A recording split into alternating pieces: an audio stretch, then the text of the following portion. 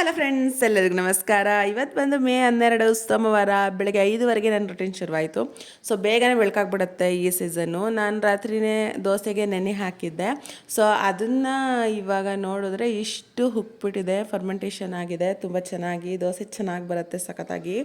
So ನಮ್ಮ ಮನೆಯವ್ರಿಗೆ ದೋಸೆ ಹಾಕಿ ಬಾಕ್ಸ್ಗೆ ಸಾಂಬಾರಿತ್ತು, ಸೊ ಅದನ್ನೇ ಹಾಕಿ ಪ್ಯಾಕ್ ಮಾಡಿ, ಸೊ ನೆನ್ನೆ ಮಾಡಿದ್ದೆ ಫೇಸ್ ಆಯಿಲ್ ಹೇಳಿದ್ನಲ್ಲ ನಿಮಗೆ, ಕಲೆಗಳೆಲ್ಲ ಹೋಗೋದಕ್ಕೆ ಅಂತ ಅಂದ್ಬಿಟ್ಟು ಆ ಆಯಿಲೆಲ್ಲ ನೀಟಾಗಿ ಒಂದು ಬಾಕ್ಸ್ಗೆ ಹಾಕಿಟ್ಟು ಅವ್ರು ಇದ್ದ ಹಾಗೆ ನಮ್ಮ ಮನೆಯವರು ಕಸ ಎಲ್ಲ ನೀಟಾಗಿ ಗುಡಿಸ್ಕೊಂಡೆ. ಯಾಕಂದರೆ ಅವ್ರನ್ನ ಆ ಕಡೆ ಕಳಿಸ್ಬಿಟ್ಟು ಈ ಕಡೆ ಏನು ಕೆಲಸನೂ ಮಾಡೋದಿಲ್ಲ, ಒಂದು ಅರ್ಧ ಗಂಟೆ 1 ಅವರು. ಸೊ ಆ ರೀತಿ ಮಾಡಬಾರ್ದು, ತಲೆಗೆ ಸ್ನಾನ ಮಾಡೋದಾಗಲಿ, ಕಸ ಗುಡಿಸೋದಾಗಲಿ, ಪಾತ್ರೆ ಬೆಳಗೋದಾಗಲಿ. ಸೊ ಆದ್ದರಿಂದ ಅವ್ರು ಇದ್ದಾಗೆ ಮಾಡ್ಕೊಬಿಡ್ತೀನಿ.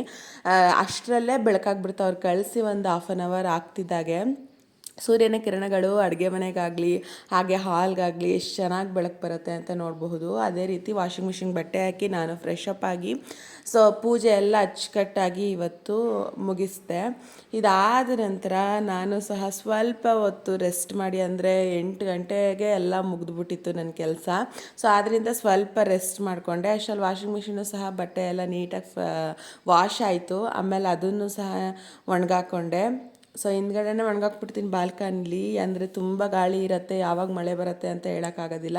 ಸೊ ಅದೆಲ್ಲ ಕೆಲಸ ಮುಗಿಸ್ಕೊಂಡು ಅಷ್ಟರಲ್ಲಿ ಚಂದೂ ಬಂದಳು. ಅದಾದಮೇಲೆ ನಾವು ಆಂಜನೇಯನ ದೇವಸ್ಥಾನಕ್ಕೆ ಹೋದ್ವಿ. ಯಾಕಂದರೆ ಇವತ್ತು ಹುಣ್ಣಿಮೆ ಇರೋದ್ರಿಂದ ಅಲ್ಲಿ ಪ್ರತಿ ಹುಣ್ಣಿಮೆಲೂ ಸತ್ಯನಾರಾಯಣ ಪೂಜೆಯನ್ನು ಕಥೆಯನ್ನು ಓದ್ತಾರೆ.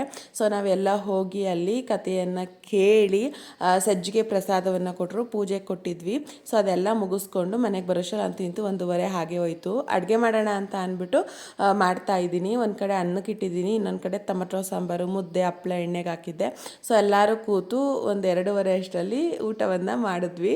ಸೊ ಇವಾಗ ಒಂದು ಸಡನ್ನಾಗಿ ಇದಾಯಿತು, ಅಂದರೆ ನಾವು ನಗ್ತಿದ್ವಲ್ವ ಏನಕ್ಕೆ ಅಂತ. ಸೊ ಅದನ್ನು ನೀವು ತಿಳಿಸಿ. ಅದಾದಮೇಲೆ ಸಂಜೆ ಮೇಲೆ ಎಂಜಾಯ್ ಮಾಡಿ ಬಟ್ಟೆ ಅಂಗಡಿಗೆ ಹೋಗಿದ್ದು ಬಂದು ಅಲ್ಲಿಂದ ಚಪಾತಿ ಮಾಡಿ, ಅದ್ರ ಜೊತೆಗೆ ತೊಂಡೆಕಾಯಿ ಹಾಗೆ ಬೆಂಡೆಕಾಯಿ ಹಾಕಿ, ತೊಂಡೆಕಾಯಿ ಬೆಂಡೆಕಾಯಿ ತೋಟದಲ್ಲಿದೆ ಅಂತ ಸೊ ಅದನ್ನು ತಟ್ಟೆಗೆ ಹಾಕಿ ಪಲ್ಯ ಮಾಡಿದೆ. ಸೊ ತುಂಬಾ ಚೆನ್ನಾಗಾಗಿತ್ತು ಚಪಾತಿ ಜೊತೆಗೆ.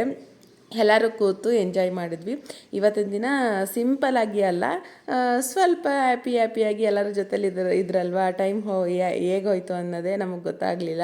ಸೊ ಸುಶಾಂತ್ ಜೊತೇಲಿ, ಚಿಂಟು ಜೊತೇಲಿ ಆಟ ಆಡಿಕೊಂಡು ಇವತ್ತಿನ ದಿನ ಹೇಗೆ ಮುಗೀತು ಅಂತಲೇ ಗೊತ್ತಾಗಲಿಲ್ಲ. ಬೆಂಗಳೂರು ಜೀವನನೇ ಅಷ್ಟು, ಒಬ್ಬೊಬ್ಬರೇ ಇಬ್ಬಿಬ್ಬರೇ ಇರ್ತೀವಿ, ಬಟ್ ಮನೆ ತುಂಬ ಜನ ಇದ್ದಾಗ ಅವತ್ತಿನ ದಿನ ಹೇಗೆ ಕಳೀತು ಅನ್ನೋದೇ ಗೊತ್ತಾಗಲ್ಲ ಅಲ್ವಾ. Thank you.